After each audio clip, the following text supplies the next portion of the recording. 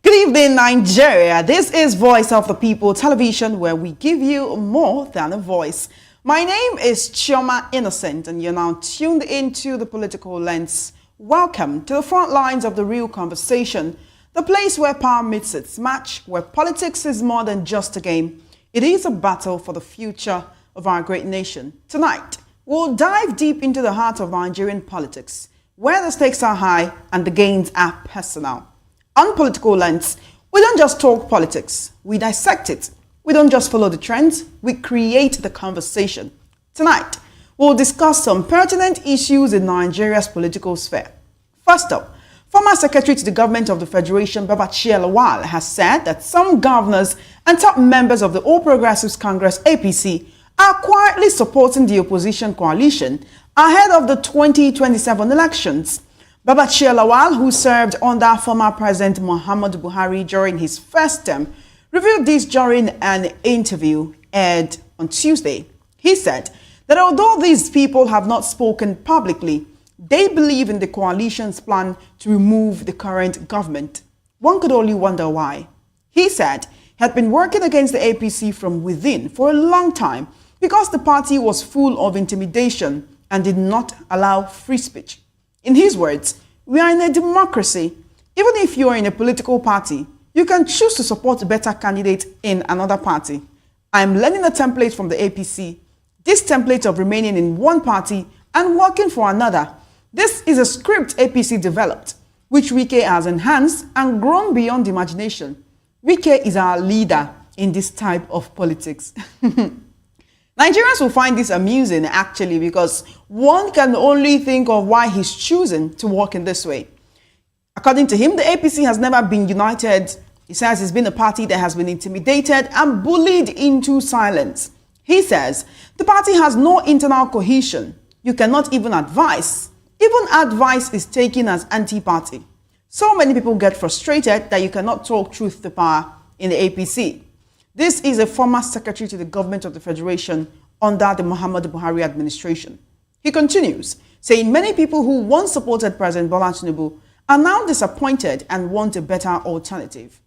Meanwhile, former Vice President Atiku Abubakar has denied attending any meeting where he was pressured to drop from the 2027 presidential race for a southern candidate. You recall that Atiku, alongside other political bigwigs like Peter Obi, Rotimi Amechi, Aminu Tambuwal, Nasser El-Rufai, had recently adopted the African Democratic Congress, that is the ADC, as the party for the opposition coalition to oust President Bola Tinubu in 2027. Now, following the emergence of the coalition, speculation had emerged that Atiku and other northern politicians are being pressured to adopt a candidate from the southern part of Nigeria to challenge the president. But reacting in a statement, Atiku's media office stated that such reports are not only false, saying they are laughably desperate. Now, according to the former vice president, no meeting was held to ask him to step down, adding that the entire story is a malicious fabrication, a pure fiction, cooked up in the propaganda kitchens of the Tinubu-led APC administration. In another development, the 2020 presidential candidate of the Labour Party, Peter Obi, has responded to the allegations that he worked for a former head of state, the late General Sani Abacha. In a post on X, formerly called Twitter, on Wednesday, Obi released a document from 1996 to debunk the allegation that he worked for the military leader who ruled Nigeria from 1993 until his death in 1998. Reno Omokri, who's a critic of Peter Obi, had accused him of working with the former head of state. In his words, if Peter Obi tries to act like a saint, I will release the documentary evidence. He met with Abacha personally. This was according to Reno Omokri in a video posted on Thursday, July the 3rd. But the former Anambra State governor released a document to clarify his position. This document, released by Obi, titled Appointment as Co-opted Members of the Task Force on Port Decongestion, was dated April 24, 1996 and signed by the then Minister of State for Finance, Abu Gidado. Anyway, these are the issues we'll be discussing this evening. We'll go on a short break, and when we return, I'll be joined virtually by my guest, Honorable Sunday Moses Oladakbo of the ADC. He was a House of Assembly candidate in the last election and also one of the leaders of the ADC in Ikorodu and Lagos State in general. We'll take a short break, and when we return, you're still watching The Political Lens on Voice of the People Television. Stay tuned.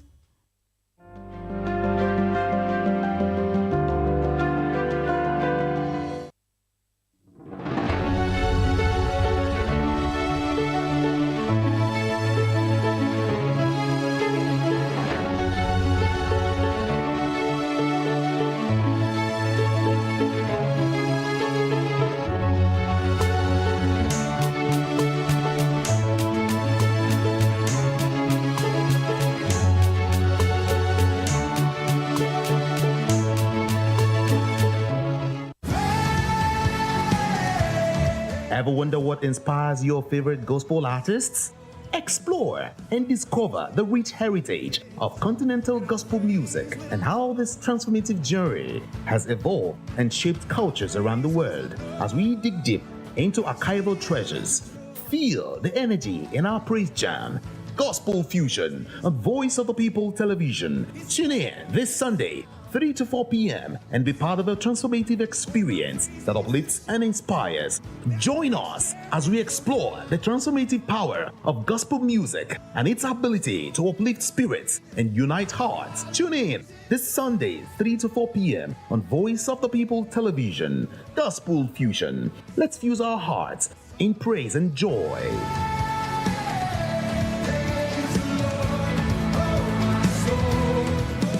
Hi, my name is Tosin Mohammed. I'm a gospel artist. Keep watching VOP TV. Almighty Father, you are the mighty Redeemer. We've come to worship at your feet, oh Lord. This is Ayotunde Adejimo, chilling with you on the Voice of the People TV. Don't touch that remote. You are where God wants you to be, listening to the Voice of the People TV. The Bible says we should give thanks in all circumstances, and all circumstances include the good times and the bad, the high times and the low, the times when everything look as if they are going well, and those times when Enugbe, the ground is dry like the sand in the desert. Those times when you feel like giving up, you should give thanks still. My name is Jeff Melu, and I'm a gospel poet, and you should keep watching VOP TV. Don't touch that dial. Yes, sir. Kábíyèsí Olúọ̀run, we were born to give you twale, to give you a shame. People of God, you are watching Voice of the People TV, and my name is Flo Rocker. I encourage you to listen to things of the gospel. You know, we live in a very perilous times where there are some things you watch on television, you will lose faith, you will lose God. Keep your eyes on Voice of the People TV and remain blessed. Flo Rocker says so. Kuzoshi. We encourage you to click on the like button and subscribe to our YouTube channel. We are Voice of the People TV. Also follow us on all our social media platforms. We are at VOP TV Live. Visit our website www.vop.ng for fresh and trending news. Also watch us live on SLTV channel 264. VOP TV, Voice of the People Television.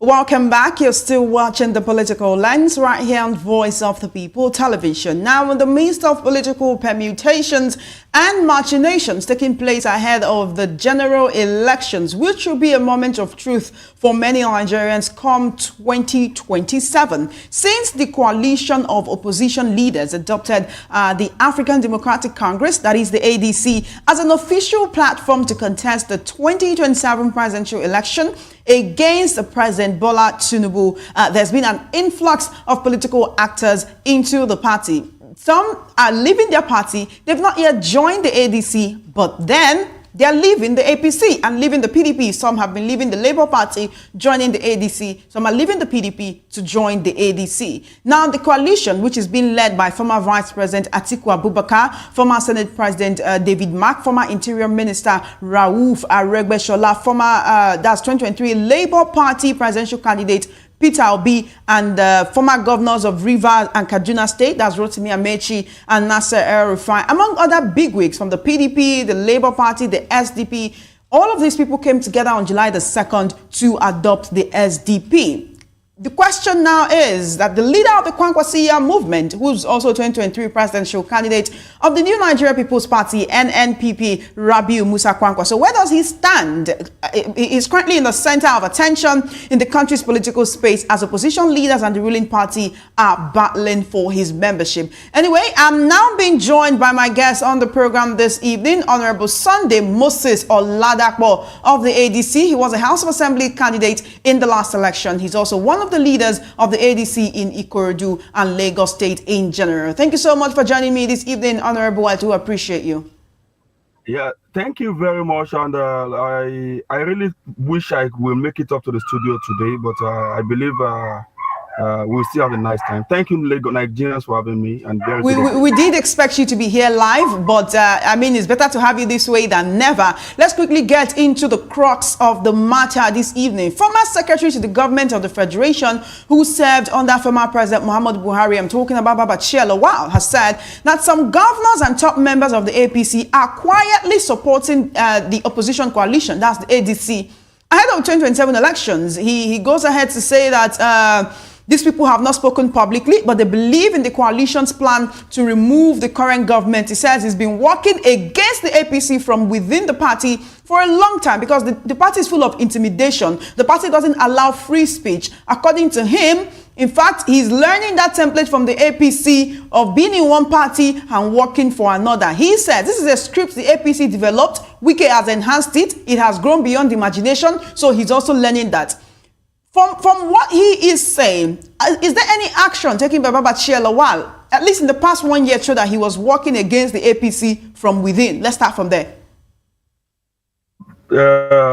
Like he said, APC has been known to do that. You know, they are doing that through Mr. Wike, who is in the PDP and killing the party itself. And now that PDP has its carcass thrown out now, I believe that the likes of Babachir Lawal we now come up with more confidence within the APC to do likewise the same thing. Now, this is politics. Anything can happen, and anything is happening. And, you know, everybody has a common goal. That's to stop this this present administration that have make everything very difficult for Nigerians. And so it's like even the enemy of your friend is now your friend. That's how it looks like now. That's how it looks like now. But let's also take a look. He is not the first person who's jumping ship, leaving the APC, even if he hasn't aligned with any political party as at this moment. How come they become much more vocal when they are no longer a part of the APC? Is it just intimidation? Is it that, oh, these people they had their hands in the broth, but now they can no longer partake from whatever largesse is coming from the APC, so they are able to be more vocal? Being vocal now has nothing to do with either they are in APC or they are no longer in APC. Let's look at the example of El-Rufai, who even while he was still in APC had shown that he is not longer comfortable with the happenings in that party. So I think the additional boldness came from the multiple interests to now come together. So that is what will actually bring the additional interest to the parties or to the individuals in the parties. So I believe we are going to see more of this because this is just in fact the coalition has not taken flight. It's just warming up. Yesterday or today, I think the new National Secretary, in terms of Aregbesola, met with some Labour Party shifting in Lagos. And I'm telling you, the coalition is just warming up. In the next 2-3 months, we're going to see many people come out to tell us even they are not leaving that party, but they're going to work against that party. I'm telling you. All right, then we'll see people leaving the party and working against the party. I want to quickly talk about Atiku saying that no one is pressuring him to step down for a southern candidate. Of course, you heard Peter Obi last week saying if he becomes president, he will do just one term so that power, due to the unofficial power rotation agreement, power can go back to the north. Quite a number of people, Nigerians, believe that Atiku should step aside and play the role of a side.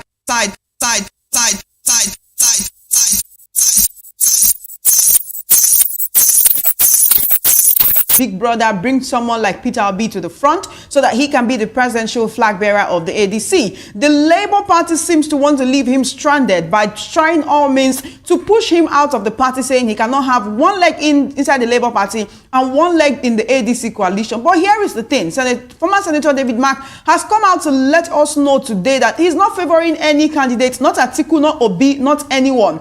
A lot of Obi supporters who joined him when he was the presidential candidate of the Labour Party under the umbrella of the Obedient are saying they will support the ADC only if Peter Obi is the presidential candidate of that coalition. Now that the coalition is saying they will not, absolutely not favour Peter Obi over anyone else in that coalition. I mean, what's your take on that? And really, is there any chance for him? Two things are there. As a leader of the ADC, all on the Nigerian that is also going through what every Nigerians are going through. I think the first interest that I believe everybody should have is to change the government in power. That's the number one first interest. Now, the second interest is now going to be the selflessness of the politicians. Some people believed Peter Obi has a chance if Atiku will give him full support. And some people also believe that Atiku has a chance if Peter Obi will give him full support.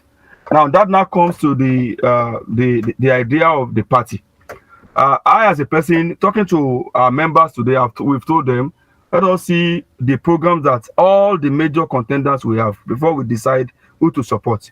So it is still too early for the supporters of a candidate to be telling us that it is either him or nobody. I think it's too early because unless if the interest of the coalition is not about Nigerians, if this coalition is centered on Nigerian and the progress of Nigeria, and to have a new the present cankerworm there to leave the place, then I think we should not be talking about who the cap fits now. What we should be talking about is how to make the party strong, how to improve what ADC had before, to ensure that all the polling units have representations, and to ensure that we have, we have a very good footing at the locals, at the ward, at the polling unit, and everywhere. Immediately that is done, then we can now be coming, but if we are starting with this option that I want to flag the party, you have to step down for me, then that's going to scatter the coalition at the formation stage. As much as that is the case, and as much as the leader of the party right now, David Mark, is saying he doesn't favor any other candidate, wouldn't it make sense to actually fill the candidate that has a very large support base based on the 2023 elections and the kind of support that these candidates amassed? I'm talking about those people who are part of the ADC coalition who were able to get upwards of 6, 7, 8 million votes in the last presidential election. I mean, wouldn't it make sense to field the person or the people with utmost support in the last election, as much as they do not want to be biased or he doesn't want to be seen to be partial? Well, it's in two ways. The question you ask me now is in two ways. Both the candidates that are major contender now had 6 million plus votes. So no matter who you try to feed, both of them have 6 million votes. And what they need to do, or why they need to understand, the reason why they need to understand that if two of them can actually work together, then we are sure that at least we've gotten overthrow the president. Overthrow the president. Right, that is almost as bad as saying that one is planning a coup against the president. When you say that these people are seeking to overthrow the president, isn't that in a way saying that it is an invitation for anarchy? Why does it seem that the president's assistants or the president's advisor on information and strategy uses words not very sparingly, because I mean, when he says they are seeking to overthrow the president, isn't that posturing to the supporters of this president that, look, these people, in fact, they're not just trying to unseat President Bola Tinubu in 2027, they're trying to usurp his government, trying to bring anarchy to Nigeria? This is politics. We in the field are not perturbed by such words. Honorable Sunday, is it politics for the Nigerians? A lot of people will go to the polls on July 12th. That's on Saturday. I was on a radio show earlier today, and you know, I was talking to Nigerians, and many of them said they will not go out to vote because of what they experienced in the 2023 elections: voter intimidation, violence, ballot box snatching. A lot of people were slapped, a lot of people were hit. People literally experienced physical assault when going out to vote. So we've seen this kind of utterances turn into situations like that. Should we really not be taking it serious? Well, sincerely speaking, let me go again. As politicians, you know, we like, if you remember in 2014, the APC then told us that they're going to run a parallel government against the PDP government. So utterances like these are global, just to eat up the polity and sometimes to make your opponent to shiver. But we are not moved by such words like they want to usurp the governors, they want to overthrow. No, everything we are doing is going to be democratic, through the democratic means. And we are talking about violence in election. There have been issues that the July, like today now, we've been talking to a lot of people on the need to come out. But because of the attitude of state governments, if you look at local government election, you will see that 99.9% of state governors in Nigeria will ensure their party clear 100%. So people are tired to the local government election is not even about the violence per se, because most times at LG election they don't vote. Most of the state just write result. So people are tired to go and waste their time on the queue.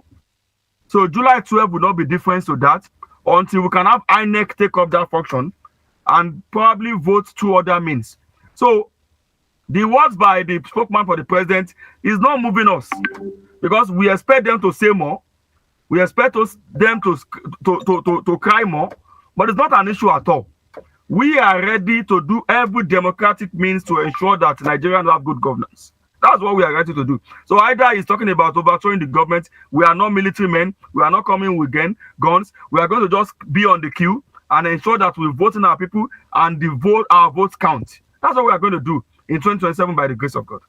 All right, we do know that we have a number of opposition figures right now in this coalition, but there is one person who has distanced himself and talked about setting, according to him, criminal allegations against some people in this coalition and why he will not join them. And I'm talking about the AAC presidential candidate in the 2023 elections, Omoyele Sowore. He says he cannot work with people whose lifestyle is being corrupt. He says that he is against the emergence of this opposition coalition, saying many of the members lack the moral integrity to lead the country, which is also a concern that many Nigerians have. He's saying it's not just the fact that you want to rescue Nigerians.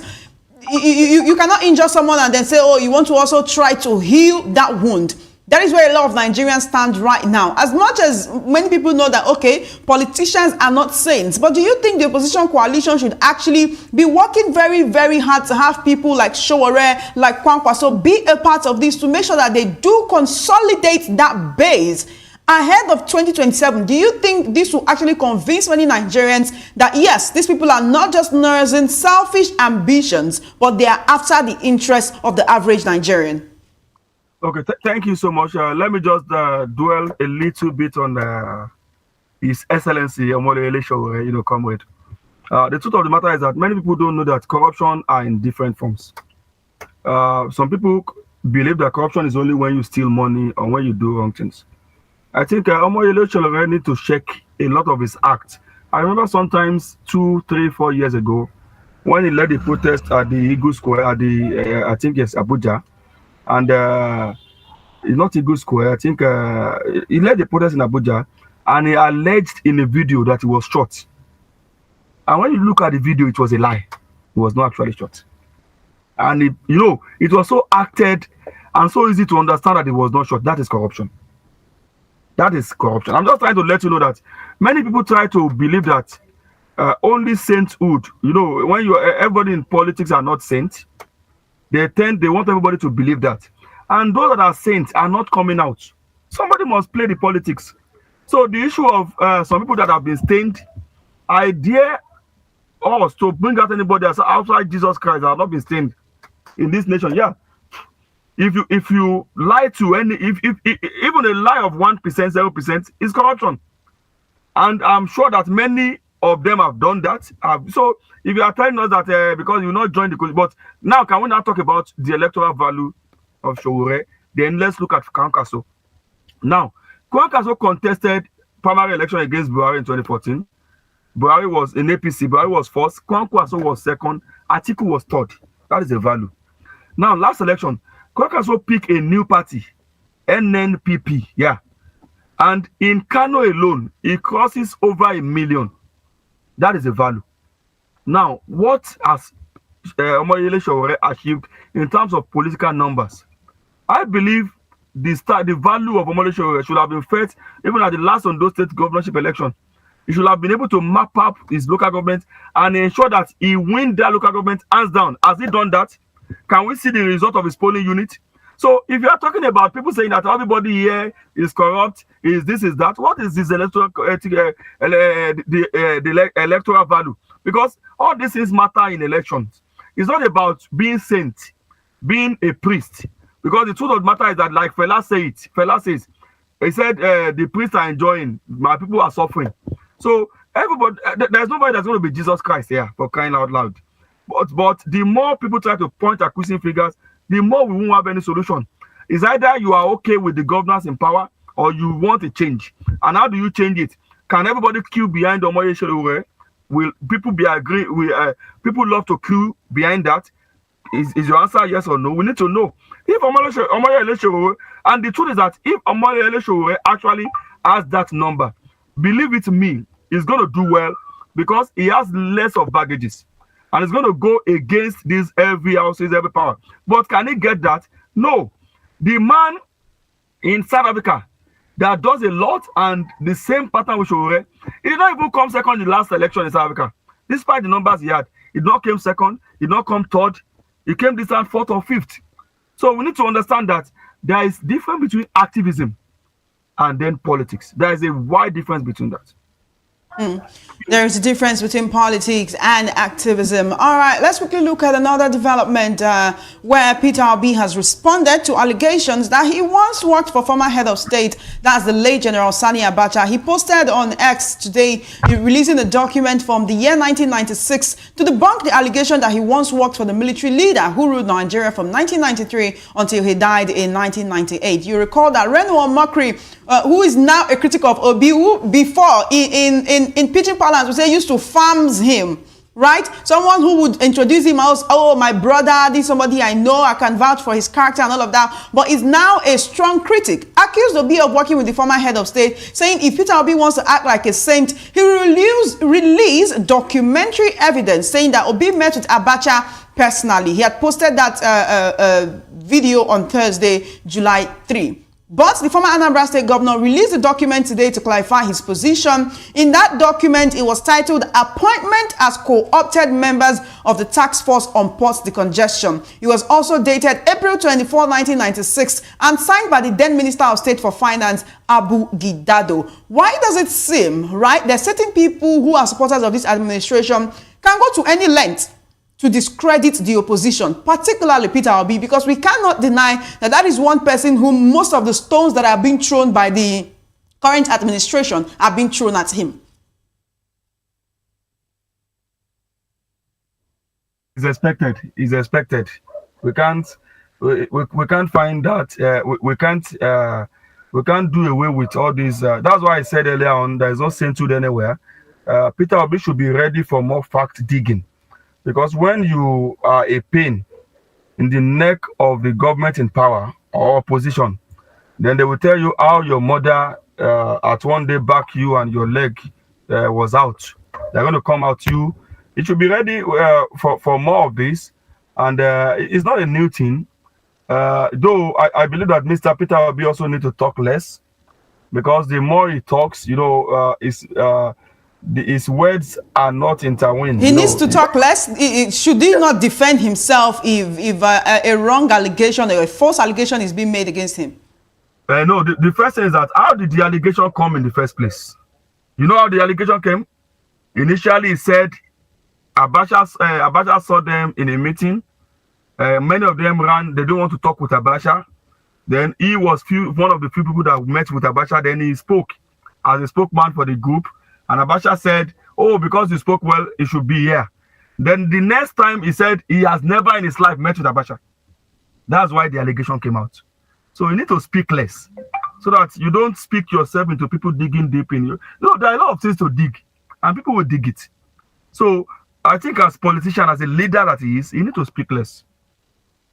You know, while the former secretary to the government of the Federation, Boss Mustafa, a former secretary to the government of the Federation, Boss Mustafa, has come out to say that President Tinubu did not make Buhari president, and one would say that that is quite laughable, especially how you see how people within the APC were able to really work together, work against the PDP administration then of former President Goodluck Jonathan to ensure the emergence of Buhari. Yes, you may say that is not exactly making him president, but that is working towards his emergence. Nigerians were not left better off after Buhari left, but Nigerians are asking now to be returned to where President Tinubu met them then.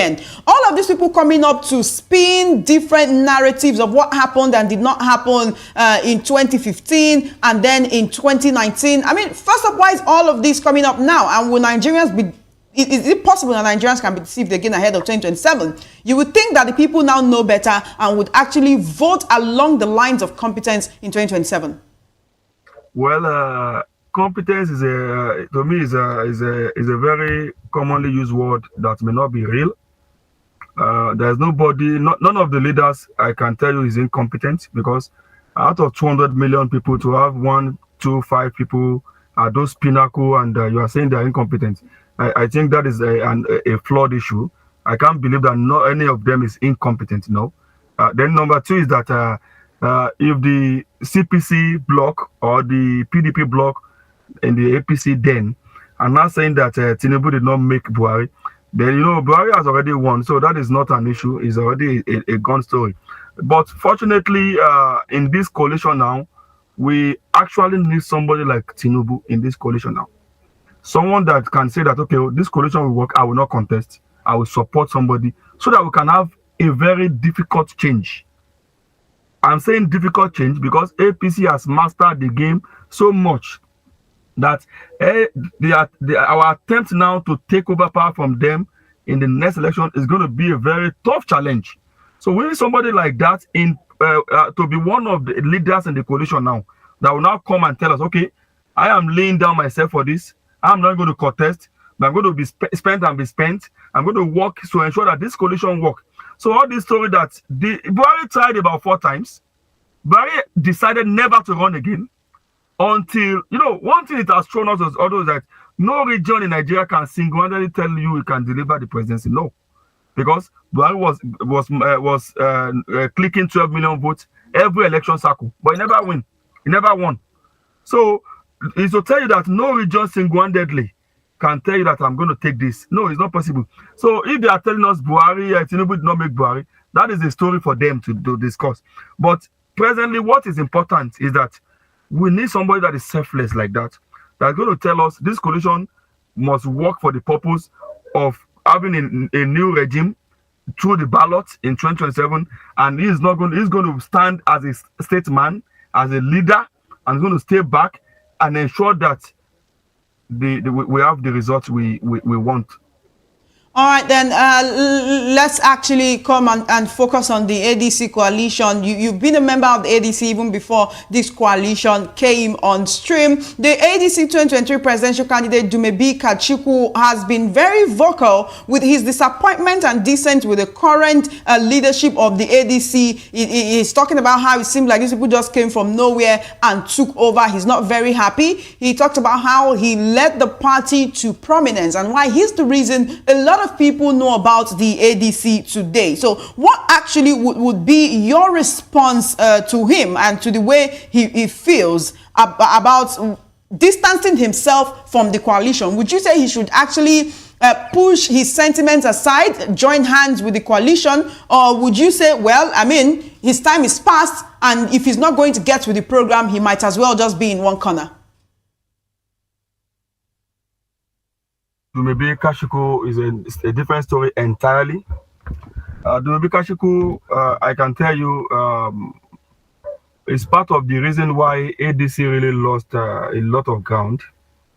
I can tell you of the fact that over 70 to 80% of those that were in the Obedient movement that worked with Peter Obi in the last election were with the ADC. Yes, please, you can. That can be verified. They were all with the ADC. And with the like of Mogalu, Monye, they were his people. You know, they came with Monye and Mogalu, and they were in the party. The party was already making waves. But disappointment was that an unknown Dumebi Kashiku then just came to the primary and swept off everybody. And that led to why many of these guys left the party to the Labour Party. Why they left the party to the Labour Party. So that has been the major issue with the ADC before now. So I can tell you of the fact that even Dumebi made the party unpopular. Because at the time Dumebi was to campaign, he said he had flu. And he did not campaign. He said he had flu. So you can tell me how many times you saw Dumebi campaign at the last election. So telling us now that he's disappointed is an understatement. He cannot be disappointed. Now we are getting to a serious thing. We can't be going back to someone that even after the presidential election, I can tell you that Dumebi had never for one day called the press and said that he wants to address on ADC matter. Dumebi had never for one day called all the candidates. Okay, we lost the election. Can we look at what can be done next? He had never at the time called the national executives, called the state executives, and said, okay, let us meet and see the way out, how to make the next election better. So why is it now that is now coming to tell us that he's disappointed that he made the party popular? Which party did he make popular? We need to get serious. Dumebi is just, I think it's just apologies to His Excellency Dumebi. He's just trying to beat around the bush and draw us back. We are not ready to move back. ADC is going forward. Does that mean that you personally are very happy with the current leadership of the ADC and you do not mind wherever they want to steer the party to? Yeah, I have no issue with the present leadership. The reason is that even the former leadership, Mr. Shifunwosu, had a lot of hanging barriers on his neck. You know, like one of the issues he had with Dumebi Kashiku at the last election was that he had been there for over 2 decades and he needs to leave. So even to me, his continuous stays there will always tears another wahala. So like he's voluntarily handing over now is a very fine arrangement with us as a party. In as much as David Mark is ready to move the party for Nigerians and for the success of Nigerians. So I'm okay with it. And we have to just appreciate him also because he has done well. The truth is that most people that come to fight him always come every 4 years before the election, which is not, you know, after the election is gone, all of them will go and once will remain there, make sure that the party stand together. So when it's now a month, 2 month election, they will come and say his tenure is over. But now, fine, he has done well and he has perfectly and graciously handed over. So I don't think anybody has any issue with him again. And we just wish David Mark and his team success.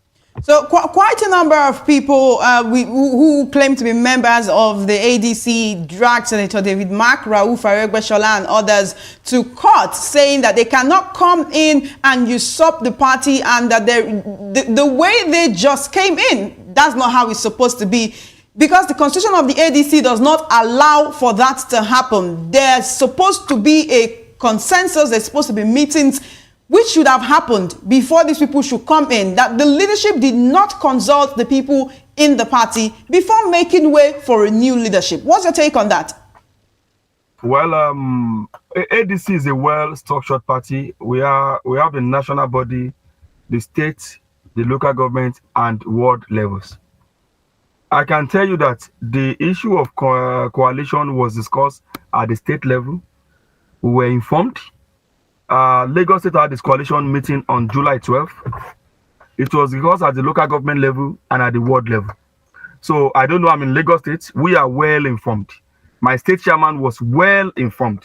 So if some people are coming out and telling you that they are not informed, I don't know the issue with their state or with their representative at the national level. So that has to be essential to know where was the real break in transmission. But politically, I can tell you that you will see fifth columnists, busybodies, people that have no issue, that have no point, even taking anybody to court, just to one, to score popularity, two, to do the bidding of the ruling government. For example, in Lagos, I think at the last election, we had some group of 20 local government chairmen that decamped publicly in a video to PDP. You know, we were surprised that one of them was writing yesterday, is now congratulating David Mark and said that the chairman of chairman in Lagos State, they are congratulating David Mark that they are still the chairman, whereas you are publicly decamped, and the new party has the new people have taken up and created the structure already. So you won't these things like this are what makes politics interesting. So they may be fifth columnists, they may not even be a member of the party at all. You understand? So they are expected. If they are not sponsored within, they will sponsor from outside.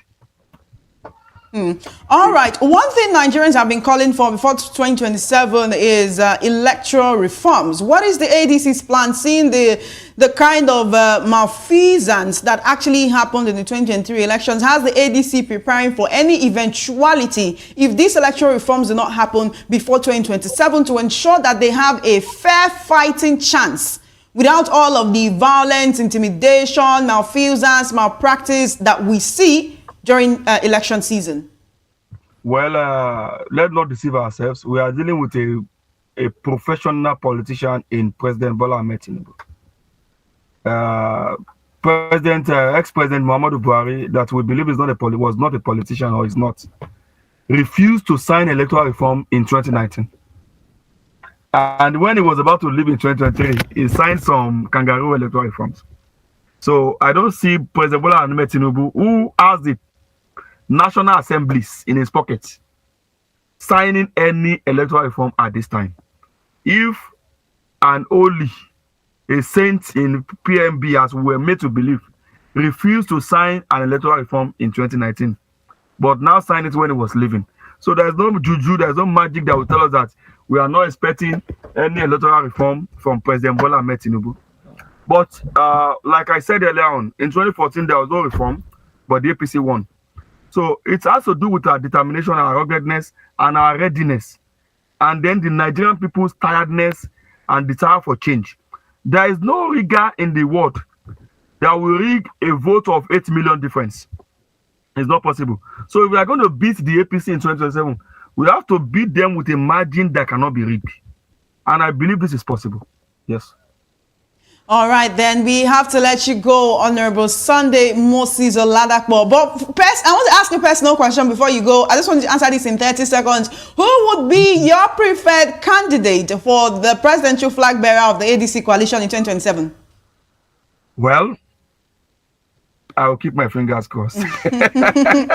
Thank you so much, Honorable. It's a pleasure speaking with you. Like David Mark. Let me look like David Mark. Okay. Thank you.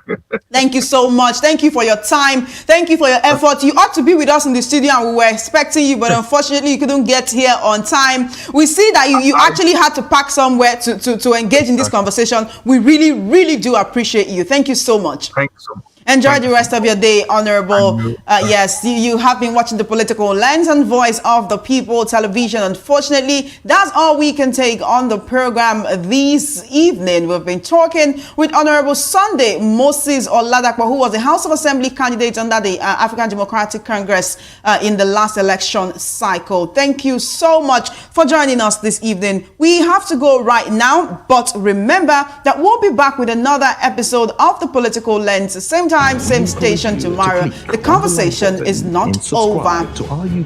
You can also join us on our other wonderful programs as we continue to strive to bring you a voice. Jerry Apeloai will be up next with the issues. Visit our website www.vop.ng for fresh and trending news. Also watch us live on SLTV channel 264.